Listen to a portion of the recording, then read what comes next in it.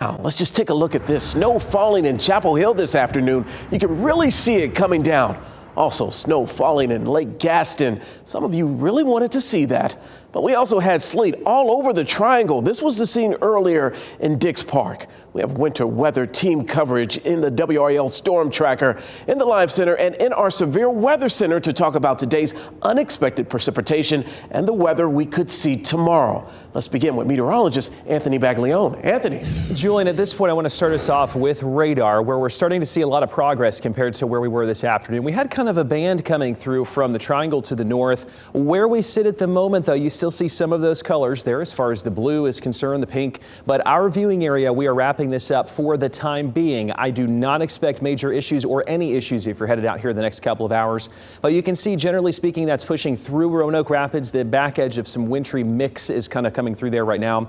We are quiet in Henderson, Rocky Mount, also quieting down with some rain showers that just pushed through there around the Triangle. We are good to go here at this point. We take a view down to the south and west. Nothing at the moment, maybe a little sprinkle there moving through Siler City, but I don't expect anything else until we get after midnight tonight.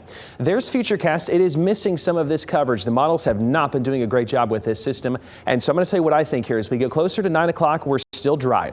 We have the cloud cover in place. We get after midnight. I do think we'll see some scattered showers. And then our far northern counties, where you see that pink showing up right there, that would be the potential for a light glazing of some ice before it transitions completely to rain.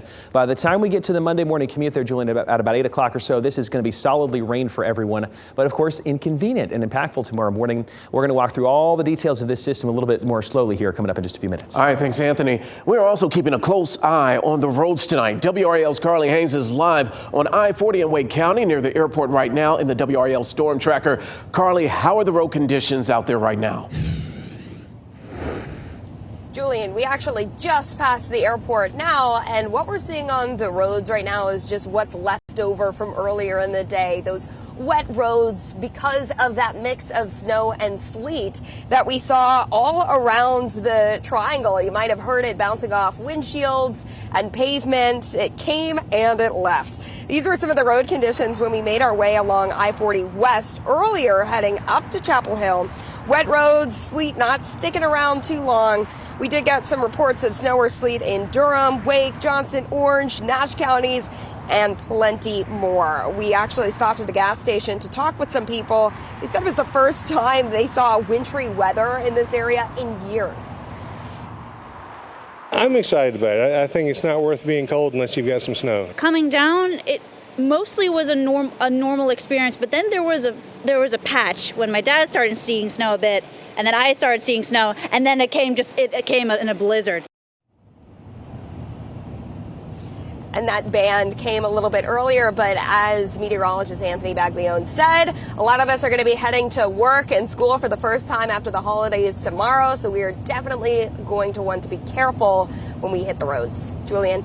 Great advice as always. Winter weather tomorrow could ice power in parts of the state.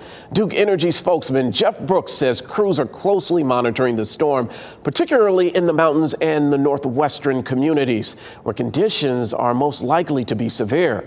Brooks says that even a quarter-inch of ice accumulation can cause tree limbs to fall, which in turn can snap power lines, leading to widespread outages. He urges residents to stay alert and watch out for Duke Energy crews working on the roads to restore service. So always move over or slow down. If you have to be out on the road, give our crews the chance to work safely. But obviously the best strategy is just to stay home and let the emergency crews do their jobs. Let us get out there and restore power in those places where we are. Here's also a great reminder. Brooks reminds those who rely on power for medical needs to have a backup plan in place in case of an outage.